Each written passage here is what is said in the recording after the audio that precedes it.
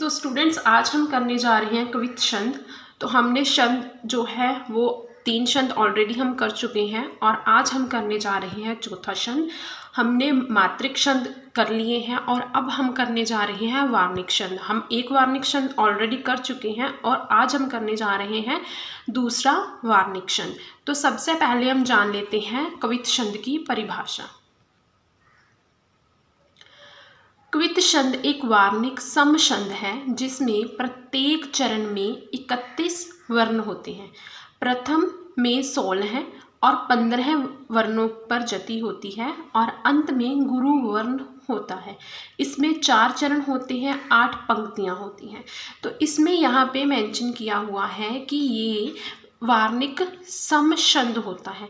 तो सम छंद का मतलब क्या होता है? तो सबसे पहले वार्णिक छंद वो होते हैं जिसमें हम वर्णों को काउंट करते हैं, ठीक है, वर्णों की गिनती करते हैं, उसी से हमें पता चलता है कि ये कौन सा छंद है। सम का मतलब क्या है? यहाँ पे सम का मतलब ये है कि इसमें 31 वर्ण होते हैं एक चरण में, लेकिन एक चरण में 2 पंक्तियां होती हैं और 15 और 15 की यति होती है। दोनों की यति मीन्स कि 15 और 16 का सम क्या होता है? 31। तो इसे इस वजह से वार्णिक सम छंद कहा गया है।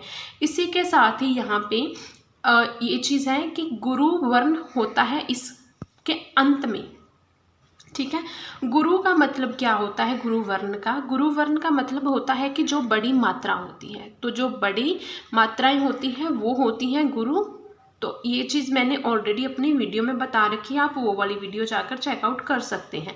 अभी यहाँ पे है 4 चरण है, 8 पंक्तियां हैं। तो 4 चरण है, 8 पंक्तियां हैं, 2 पंक्तियों का 1 चरण होता है। तो अब हम जान लेते हैं कवित छंद के लक्षण। तो सबसे पहला है कि यह छंद वार्णिक छंद है, जो मैं आपको पहले बता चुकी हूँ। दूसरा इसमें है कि प्रत्येक चरण में 31 वर्ण होते हैं। इसमें 16 और 15 पर यति होती है।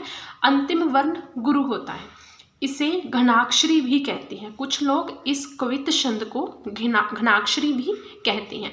इसमें 8-7 वर्णों पर यति रखने का जो विधान है वो होता है 8-7 मीन्स कि पहले में आपको 8 मिलेंगी, आगे मैं आपको बताऊंगी कि 8-8-8-7 का क्या मतलब है, आगे एग्जाम्पल में हम देख लेंगे।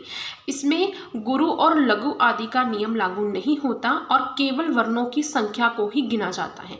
तो जैसे मात्रिक छंद है उनमें क्या होता है कि हम गुरु और लघु पर जो नियम है वो लागू होता है, किन पे? मात्रिक छंदों पे। लेकिन वार्णिक छंदों में क्या होता है कि जो वर्ण होते हैं वही होते हैं, उन्हीं पे ही हमें क्या करना पड़ता है, उन्हीं को हमें गिनना पड़ता है, उन्हीं पर ही हमें देखना पड़ता है कि कितनी मात्राएं हैं तो ये कौन सा छंद होगा। तो उदाहरण है जोगी जति ब्रह्मचारी बड़े बड़े छत्रधारी, छत्र ही की छाया कई कोस लो चलत हो। तो इसमें मैंने आपको सबसे पहले बता देती हूँ कि आपको ये जो वार्णिक छंद है ये किस तरह से है। तो यहाँ पे है योगी यति ब्रह्मचारी बड़े बड़े छत्रधारी। तो इसमें आपको सबसे पहले इन वर्णों को काउंट कर लेना है, इन मात्राओं को काउंट नहीं करना, क्योंकि इसमें गुरु और लघु का नियम लागू नहीं होता। इसमें वर्णों की संख्या को गिना जाता है। 1 2 3 4 5 6 7 8 9 10 11 12 13 14 15 16।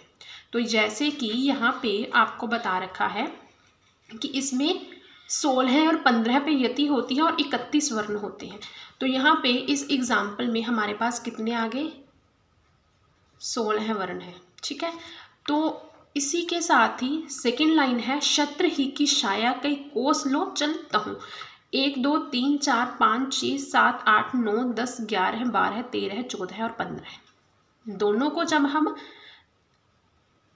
जोड़ देंगे तो दोनों का क्या आएगा? 31। तो ये क्या है?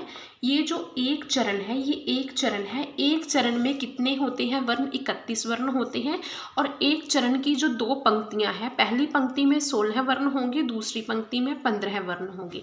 तो इसी से हमें पता चलता है जिस भी पंक्तियों में, जिस भी चरण में 31 वर्ण आएंगे तो वो कौन सा छंद होगा? वो कवित छंद होगा, ठीक है।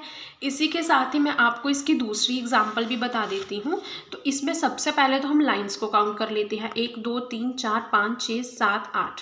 तो इसमें 8 लाइंस होती हैं, जैसे मैंने आपको ऊपर बता दिया था कि इसमें कितनी पंक्तियाँ होती हैं, इसमें 4 चरण होते हैं, 8 पंक्तियाँ होती हैं।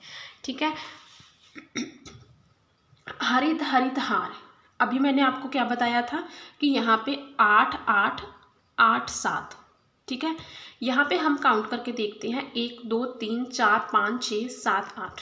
ठीक है। यहाँ पे भी हमारे पास 8 है, 1 2 3 4 5 6 7 8। यहाँ पे भी ठीक है, 8 8 कितने हो गए, 16 हो गए।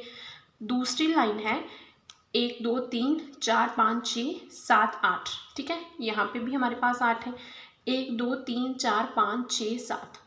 तो ये चीज़ ऊपर बता रखी थी कि एक चरण में क्या होगी, जो एक चरण है उसमें 8 8 8 7।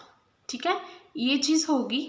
तो ये चीज़ भी अभी मैंने आपको बता दी कि कैसे ये चीज़ को हम कैसे देख सकते हैं कि 8 8 पहली लाइन में 8 है, दूसरी बार फिर से 8 है, 16 हो गए, और तीसरा जो है फिर से हमारे पास 8 आ गया, और इसके बाद 7 आ गया। तो इन सभी को काउंट करने के बाद 16 और 15 की यति होने के बाद क्या होगा, हमारे पास एक चरण के कितने वर्ण आएंगे, 31 वर्ण आएंगे। तो अभी आप इन सभी पे भी ऐसे ही करके देख सकते हैं। तो मैं आपको जल्दी से करके बता देती हूँ। 1 2 3 4 5 6 7 8 9 10 11 12 13 14 15 16। यहाँ पे भी 16 है आगे। 1 2 3 4 5 6 7 8 9 10 11 12 13 14 और 15। यहाँ पे भी 15 है। 1 2 3 4 5 6 7 8 9 10 11 12 13 14 15 16। 1 2 3 4 5 6 7 8 9 10 11 12 13 14 15। 1 2 3 4 5 6 7 7 8 9 10 11 12 13 14 15 16। 1 2 3 4 5 6 7 8 9 10 11 12 13 14 15। तो ये आप देख सकते हैं कि पहली लाइन में क्या है, 16 है, दूसरी में 15 है, तीसरी में 16 है, चौथी में 15 है, पांचवी में 16 है, छठी में 15 है, सातवीं में 16 है, और आठवीं में फिर से 15 है। तो ये होता है, ये चीज़ जो ऊपर बताई थी कि 15 और 16 और 15 की यति होती। पहली लाइन में कितने होंगे, 16 होंगे, दूसरी लाइन में 15 होंगे, दोनों को मिलाकर कितने होंगे, एक चरण में 31 वर्ण होंगे। तो ये चीज़ ही इसके एग्जाम्पल में मैंने आपको समझा दी अच्छे से। उम्मीद है कि आपको आज की वीडियो अच्छी लगी होगी। वीडियो अच्छी लगी हो तो वीडियो को लाइक कर लेना। अगर आप इससे रिलेटेड जो छंद की बाकी वीडियोज़ देखना चाहते हैं तो आप वो मैं नीचे आपको लिंक प्रोवाइड कर दूंगी, आप वहाँ पे जाकर चेकआउट कर लेना, तो आपको बाकी छंद की वीडियोस भी मिल जाएंगे। तो मिलते हैं गाइस हम अपनी एक ऐसी ही अच्छी सी अगली वीडियो के साथ।